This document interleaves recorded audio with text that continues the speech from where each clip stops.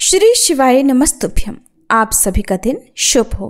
प्रिय श्रोताओं, आज है मार्गशीर्ष यानी अघन मास के कृष्ण पक्ष की चतुर्दशी तिथि और आज है मासिक शिवरात्रि। मासिक शिवरात्रि में भगवान शिव की पूजा 4 पहरों में की जाती है और इस दिन भक्त उपवास रखकर भगवान शिव को समर्पित मासिक शिवरात्रि की कथा का श्रवण करते हैं। तो आइए आज हम सभी सुनेंगे मासिक शिवरात्रि की संपूर्ण कथा। उससे पहले जानते हैं आज के शुभ मुहूर्तों के बारे में। आज 18 नवंबर दिन मंगलवार है। चतुर्दशी तिथि आज सुबह 7:13 से प्रारंभ होकर 19 नवंबर बुधवार को सुबह 9:43 पर समाप्त होगी। ऐसे में मासिक शिवरात्रि का व्रत 18 नवंबर मंगलवार को ही रखा जाएगा और इस दिन स्वाति नक्षत्र पूरा दिन रहने वाला है। आयुष्मान योग सुबह 8:09 तक रहेगा, बाद में सौभाग्य योग प्रारंभ हो जाएगा। तो बहुत ही शुभ संयोग इस दिन बन रहे हैं। राहु काल दोपहर 3 बजे से 4:30 बजे तक रहेगा। अभिजीत मुहूर्त सुबह 11:50 से दोपहर 12:33 तक रहेगा। ब्रह्म मुहूर्त सुबह 5:11 से 5:59 तक रहेगा और सूर्योदय होगा सुबह 6:46 पर। सूर्यास्त होगा शाम 5:37 पर। अमृत काल इस दिन रात 10:05 से लेकर 11:53 तक रहेगा।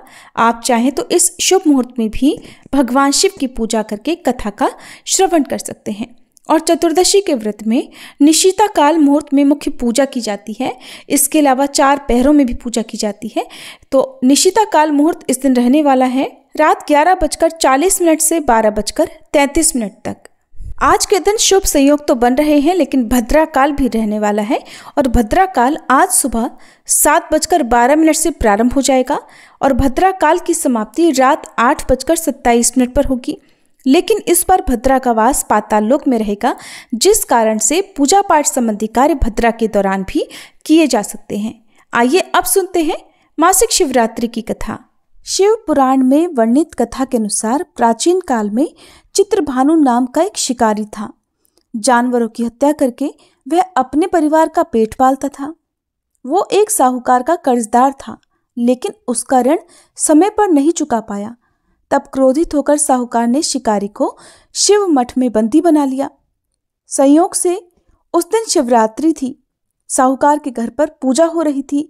तब शिकारी भी ध्यानमग्न होकर भगवान शिव संबंधी धार्मिक बातें सुनता रहा। चतुर्दशी को उसने शिवरात्रि व्रत की कथा भी सुनी। शाम होते होते साहूकार ने उसे अपने पास बुला लिया और ऋण चुकाने के बारे में बात की। तब शिकारी ने अगले दिन साहूकार का सारा कर्ज चुका देने की बात की। तब साहूकार ने उसे बंधन से मुक्त कर दिया। अपनी दिनचर्या की तरह वह शिकारी जंगल में शिकार करने के लिए निकला, लेकिन दिन भर बंदी गृह में रखने के कारण वह भूख प्यास से व्याकुल था। शिकार ढूंढता हुआ वह बहुत दूर निकल आया। जब अंधेरा हो गया तो उसने सोचा कि अब तो रात जंगल में ही बितानी पड़ेगी। तब वह उस जंगल में एक तालाब के किनारे एक बेल के पेड़ पर चढ़कर रात बीतने का इंतजार करने लगा। बेल के पेड़ के नीचे एक शिवलिंग था जो बेलपत्र से ढका हुआ था। शिकारी को इस बात का पता नहीं चला। पड़ाव बनाते समय उसने जो टहनियां तोड़ी वे संयोग से उस शिवलिंग पर गिरती चली गईं। इस प्रकार दिन भर भूखे प्यासे शिकारी का व्रत भी हो गया और शिवलिंग पर बिल्वपत्र भी चढ़ गए। एक पहर रात बीत जाने पर एक गर्भिणी हिरनी तालाब पर पानी पीने पहुंची। शिकारी ने उसे देखा तो धनुष पर तीर चढ़ाकर जैसे ही डोरी खींची, हिरनी बोल उठी, मैं गर्भिणी हूं, जल्दी ही बच्चे को जन्म दूंगी। तुम एक साथ इस तरह 2 जीवों की हत्या करोगे जो ठीक नहीं है। मैं अपने बच्चे को जन्म देकर जल्दी ही तुम्हारे सामने आ जाऊंगी, तब तुम मुझे मार लेना। शिकारी ने प्रत्यंचा ढीली कर दी और हिरनी भी देखते ही देखते जंगली झाड़ियों में गायब हो गई।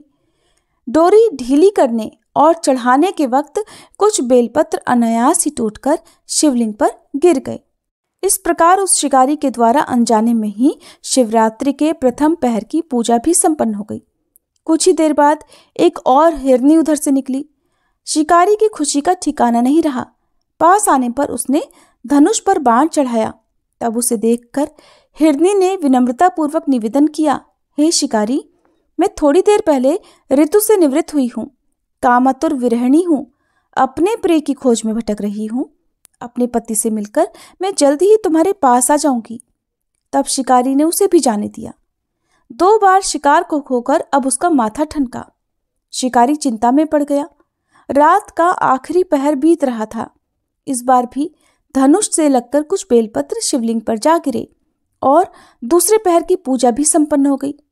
तभी एक और हिरनी अपने बच्चों के साथ उधर से निकली। शिकारी के लिए यह स्वर्णिम अवसर था। उसने धनुष पर तीर चढ़ाने में अब बिल्कुल देर नहीं की। वह तीर छोड़ने ही वाला था कि हिरनी बोल उठी, हे शिकारी, मैं इन बच्चों को इनके पिता के पास छोड़कर आ जाऊंगी। इस समय तुम मुझे मत मारो। शिकारी हंसने लगा और बोला, सामने आए शिकार को छोड़ दूं? मैं इतना मूर्ख नहीं हूं। इससे पहले भी मैं 2 बार अपना शिकार गंवा चुका हूं। मेरे बच्चे भी भूख प्यास से व्याकुल हो रहे होंगे। उत्तर में हिरनी ने कहा, जैसे तुम्हें अपने बच्चों की ममता सता रही है, ठीक वैसे ही मुझे भी। शिकारी, मेरा विश्वास करो, मैं इन बच्चों को इनके पिता के पास छोड़कर तुरंत वापस लौट आऊंगी। हिरनी का दीन स्वर सुनकर शिकारी को उस पर दया आ गई। उसने उस हिरनी को भी जाने दिया। शिकार के अभाव में तथा भूख प्यास से व्याकुल शिकारी अनजाने में ही बेल वृक्ष पर बैठा हुआ बेलपत्र तोड़ तोड़कर नीचे फेंकता जा रहा था। सुबह होने को ही तो उसे एक हष्ट पुष्ट हिरन उसी रास्ते पर नजर आया। शिकारी ने सोच लिया कि इसका शिकार तो वह अवश्य करेगा। शिकारी की तनी प्रत्यंचा देखकर वह हिरन विनीत स्वर में बोला, हे शिकारी, अगर तुमने मुझसे पहले आने वाली 3 हिरनियों और छोटे छोटे बच्चों को मार डाला है तो मुझे मारने में भी देर मत करो। मैं उन हिरनियों का पति हूँ। अगर तुमने उन्हें जीवन दान दिया है तो मुझे भी कुछ देर का जीवन देने की कृपा करो। मैं उन सब से मिलकर तुम्हारे सामने खुद ही उपस्थित हो जाऊंगा। हिरन की ये बात सुनते ही शिकारी के सामने रात का पूरा घटना चक्र घूम गया। उसने सारी बातें हिरन को सुना दी।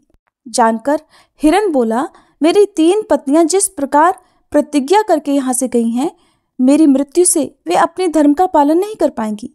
इसलिए हे शिकारी, जैसे तुमने उन पर विश्वास करके उन्हें छोड़ा है, वैसे ही इस समय मुझे भी जाने दो। मैं उन सब के साथ तुम्हारे सामने जल्दी ही उपस्थित होता हूँ। शिकारी ने हिरन की बात मानकर उसे भी जाने दिया। इस प्रकार प्रातः हो गई। उपवास, रात्रि जागरण और शिवलिंग पर बिल्वपत्र चढ़ाने से अनजाने में ही उस शिकारी से शिवरात्रि की पूजा भी पूरी हो गई। पर अनजाने में ही की गई पूजा का परिणाम उसे तत्काल मिल गया। शिकारी का हिंसक हृदय निर्मल हो गया, कोमल हो गया। अब उसके हृदय में भगवत शक्ति का वास हो गया।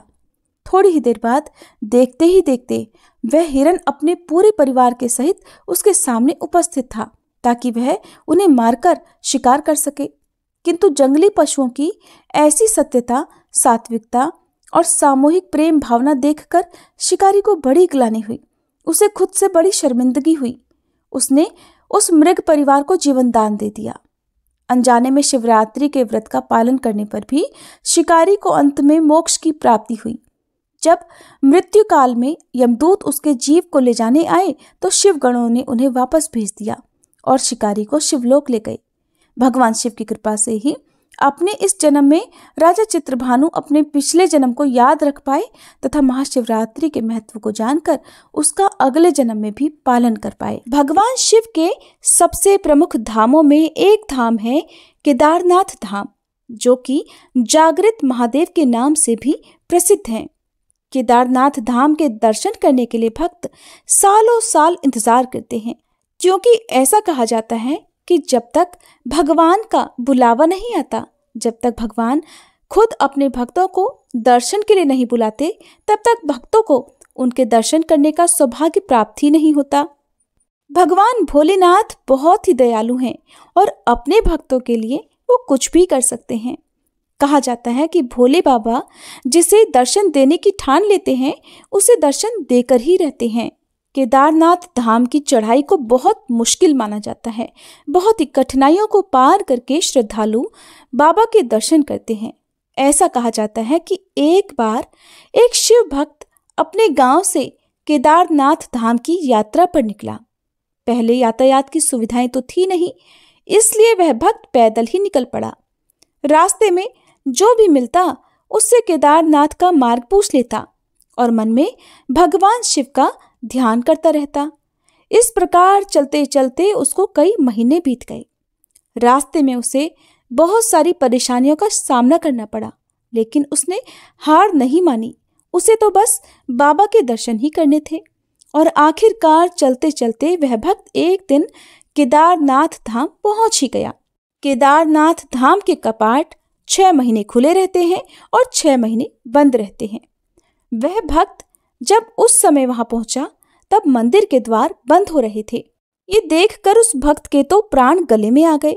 उसने सोचा, मैं महीनों की लंबी तपस्या के बाद आज भोले बाबा के दर्शन करने केदारनाथ धाम आया हूँ, और जब दर्शन करने की बारी आई तो यहाँ तो मंदिर के कपाट बंद हो रहे हैं। तब उसने पंडित जी से कहा, पंडित जी, मैं बहुत दूर से महीनों की यात्रा करके आया हूँ, कृपया बस एक क्षण के लिए ही आप दरवाजे खोलकर मुझे भोले बाबा के दर्शन करवा दीजिए। लेकिन केदारनाथ धाम का एक नियम है, वो है कि द्वार अगर बंद हो गए, एक बार बंद होने पर वह द्वार फिर 6 महीने बाद ही खोले जा सकते हैं। ये जानकर वह भक्त बहुत रोया, बार बार भगवान को याद करने लगा कि प्रभु बस एक बार दर्शन करा दो। वह बार बार पंडित जी से प्रार्थना कर रहा था, लेकिन किसी ने भी उसकी नहीं सुनी, क्योंकि नियम तो नियम होता है। मंदिर के पंडित जी बोले कि बेटा, आप यहाँ अब 6 महीने बाद ही आना, क्योंकि 6 महीने के बाद ही यहाँ के अब द्वार खुलेंगे। यहाँ पर 6 महीने बर्फ और भीषण ठंड पड़ती है। और ऐसा कहकर सभी लोग वहां से चले गए।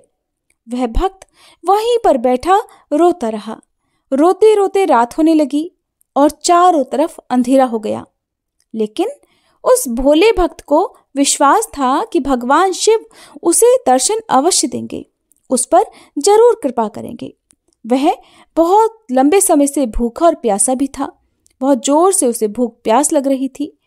उसने सहसा किसी की आने की आहट सुनी। देखा कि सामने एक सन्यासी बाबा उसकी ओर आ रहे हैं। वह सन्यासी बाबा जब उसके पास आए तो आकर उसके पास में बैठ गए। ये देखकर सन्यासी बाबा ने उससे पूछा, बेटा तुम कहाँ से आए हो? भक्त ने सारा हाल उन बाबा को सुना दिया और बोला, बाबा मेरा तो यहाँ पर आना ही व्यर्थ हो गया। बाबा जी ने उसे समझाया और खाने को भोजन दिया। फिर बहुत देर तक वह सन्यासी बाबा उस भक्त से बात करते रहे। बाबा जी को उस पर दया आ गई। फिर वह बोले, बेटा मुझे लगता है कि कल सुबह मंदिर जरूर खुलेगा और तुम दर्शन भी जरूर करोगे। बातों ही बातों में उस भक्त को न जाने कब नींद आ गई। सूर्य के मध्यम मध्यम प्रकाश के साथ ही उस भक्त की आंख खुली। उसने इधर उधर उन सन्यासी बाबा को देखा जो रात भर उसके साथ थे, लेकिन इस समय वो कहीं भी दिखाई नहीं दिए। इससे पहले कि वो कुछ समझ पाता, उसने देखा कि सामने से ही पंडित जी आ रहे हैं, वो भी अपनी पूरी मंडली के साथ। ढोल नगाड़े बज रहे थे। ये देखकर उसने पंडित जी को प्रणाम किया। फिर बोला, पंडित जी कल तो आपने कहा था कि मंदिर अब 6 महीने बाद खुलेगा, इस बीच में कोई नहीं आएगा, लेकिन ये क्या, आप तो सुबह ही आ गए। पंडित जी ने उस भक्त को गौर से देखा, पहचानने की कोशिश की। फिर पूछने लगे, क्या तुम वही हो जो मंदिर का द्वार बंद होने पर आए थे और मुझसे बार बार आग्रह कर रहे थे कि एक बार द्वार खोल दो, मैं भोले बाबा के दर्शन कर लूं? तो क्या तुम 6 महीने होते ही फिर वापस आ गए हो?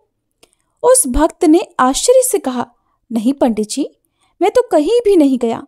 कल ही तो आप मुझे मिले थे और रात भर मैं यहीं पर सो भी गया था, मैं कहीं नहीं गया। ये बात सुनकर अब पंडित जी के आश्चर्य का कोई ठिकाना नहीं रहा। उन्होंने कहा, लेकिन मैं तो 6 महीने पहले मंदिर बंद करके गया था और आज पूरे 6 महीने के बाद ही यहाँ आया हूँ। तुम 6 महीने तक यहाँ पर जिंदा कैसे रह सकते हो? बात सुनकर पंडित जी और सारी मंडली हैरान थी कि इतनी भयानक सर्दी में, इतनी बर्फबारी में एक अकेला व्यक्ति कैसे 6 महीने तक जिंदा रह सकता है। तब उस भक्त ने उन्हें सन्यासी बाबा के मिलने और उसके साथ की गई सारी बातें बता दी कि एक सन्यासी बाबा आए थे जो लंबे थे, जिनकी बड़ी बड़ी जटाएं थी, हाथ में त्रिशूल और एक हाथ में डमरू लिए हुए थे, मृगशाला उन्होंने पहनी हुई थी। ये सुनते ही पंडित जी और सब लोग उस भक्त के चरणों में गिर गए और कहने लगे कि हमने तो सारी जिंदगी लगा दी लेकिन प्रभु के दर्शन कभी नहीं पा सके। सच्चे भक्त तो तुम हो, तुमने तो साक्षात भगवान शिव के ही दर्शन किए हैं और उन्होंने ही अपनी योग माया से तुम्हारे 6 महीने को एक रात में बदल दिया, काल खंड को छोटा कर दिया। ये सब तुम्हारे पवित्र मन और तुम्हारे विश्वास के कारण ही हुआ है। इस कहानी की वजह से ही केदारनाथ धाम को जागृत महादेव के नाम से भी बुलाया जाता है। इसीलिए कहते हैं कि भक्तों के मन में श्रद्धा और भक्ति सच्ची होनी चाहिए, तो भोलेनाथ अपने भक्तों की पुकार जरूर सुनते हैं, उन्हें दर्शन भी किसी न किसी रूप में अवश्य देते हैं। आप सैकड़ों मील की यात्रा करके भी दूसरों का दिल दुखाते हैं तो आपकी वह तपस्या, साधना और महादेव का दर्शन धूल के बराबर हो जाता है। ये थी आज की कथाएं। आप सुनिए शिव चालीसा पाठ और आरती। जय गणेश गिरिजा सुवन, मंगल मूल सुजान, कहत अयोध्या दास तुम, देहु अभय वरदान। जय गिरिजापति दीन दयाला, सदा करत संतन प्रतिपाला। भाल चंद्रमा सोहत नीके, कानन कुंडल नाग फनी के।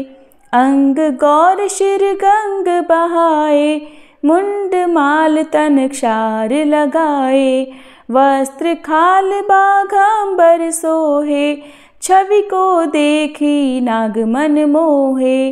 मैना मातु की हवे दुलारी, वाम अंग सोहत छवि न्यारी। कर त्रिशूल सोहत छवि भारी, करत सदा शत्रुन क्षयकारी। नंदी गणेश सोहित है कैसे, सागर मध्य कमल है जैसे। कार्तिक श्याम और गणराऊ, या छवि को कही जात न काऊ। देवन जब ही जाय पुकारा, तब ही दुख प्रभु आप निवारा। किया उपद्रव तारक भारी, देवन सब मिली तुम ही जुहारी।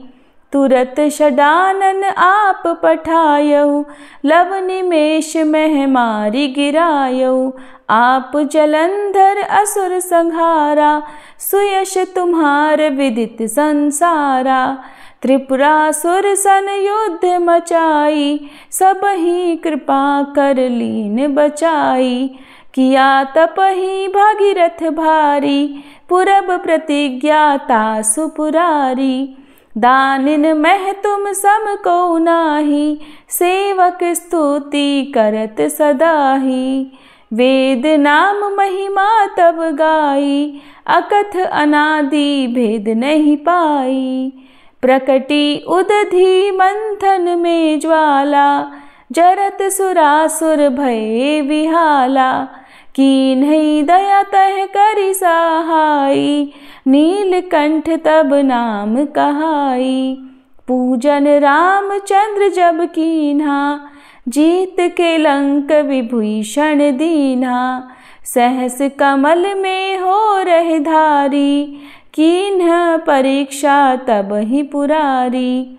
एक कमल प्रभु राखे उजोई, कमल नयन पूजन चह सोई। कठिन भक्ति देखी प्रभु शंकर, भय प्रसन्न दिए इच्छित वर।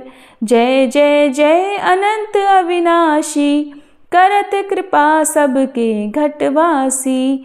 दुष्ट सकल नित मोहि सतावे, भ्रमत रहो मोहि चैन ना आवे। त्राहि त्राहि मैं नाथ पुकारो, ये ही अवसर मोहि आन उबारो। लै त्रिशूल शत्रुन को मारो, संकट से मोहि आन उबारो। मात पिता भ्राता सब होई, संकट में पूछत नहीं कोई। स्वामी एक है आस तुम्हारी, आए हरहु मम संकट भारी। धन निर्धन को देत सदाही, जो कोई जाचे सो फल पाही। स्तुति के ही विधि करे तुम्हारी, क्षमहु नाथ अब चूक हमारी। शंकर हो संकट के नाशन, मंगल कारण विघ्न विनाशन। योगी यति मुनि ध्यान लगावे, शारद नारद शीश नवावे। नमो नमो जय नमः शिवाय, सुर ब्रह्मादिक पार न पाए। जो यह पाठ करे मन लाई, तापर होत है शंभु सहाई। ऋनिया जो कोई हो अधिकारी, पाठ करे सो पावन हारी। पुत्र होन कर इच्छा जोई, निश्चय शिव प्रसाद ते ही होई। पंडित त्रयोदशी को लावे, ध्यान पूर्वक होम करावे। त्रयोदशी व्रत करे हमेशा, ताके तन नहीं रहे कलेशा। धूप दीप नैवेद्य चढ़ावे, शंकर सम्मुख पाठ सुनावे। जन्म जन्म के पाप नसावे, अंत धाम शिवपुर में पावे। कहे अयोध्या दास आस तुम्हारी, जानी सकल दुख हरहु हमारी। नित नेम कर प्रातः ही पाठ करो चालीसा, तुम मेरी मनोकामना पूर्ण करो जगदीश। मगसर छठी हेमंत ऋतु संवत 64 जान, स्तुति चालीसा शिव ही पूर्ण कीन कल्याण। ओम जय शिव ओमकारा, स्वामी जय शिव ओमकारा। ब्रह्मा विष्णु सदा शिव, ब्रह्मा विष्णु सदा शिव, अर्धांगी धारा। ओम जय शिव ओमकारा। एकानन चतुरानन पंचानन राजे, स्वामी पंचानन राजे। हंसासन गरुड़ासन, वृषवाहन साजे। ओम जय शिव ओमकारा। दो भुज चारु चतुर्भुज, 10 भुज अति सोहे, स्वामी 10 भुज अति सोहे। त्रिगुण रूप निरखता, त्रिभुवन जन मोहे। ओम जय शिव ओमकारा। अक्षमाला वनमाला, मुंडमाला धारी, स्वामी मुंडमाला धारी। चंदन मृग मद सोहे, भाले शशिधारी। ओम जय शिव ओमकारा। श्वेतांबर पीतांबर, बाघांबर अंगे, स्वामी बाघांबर अंगे। सनकादिक गरुड़ादिक, भूतादिक संगे। ओम जय शिव ओमकारा। कर के मध्य कमंडल, चक्र त्रिशूल धारी, स्वामी चक्र त्रिशूल धारी। सुखकारी दुखहारी, जग पालनकारी। ओम जय शिव ओमकारा। ब्रह्मा विष्णु सदा शिव, जानत अविवेका, स्वामी जानत अविवेका। प्रणवाक्षर में शोभित, ये तीनों एका। ओम जय शिव ओमकारा।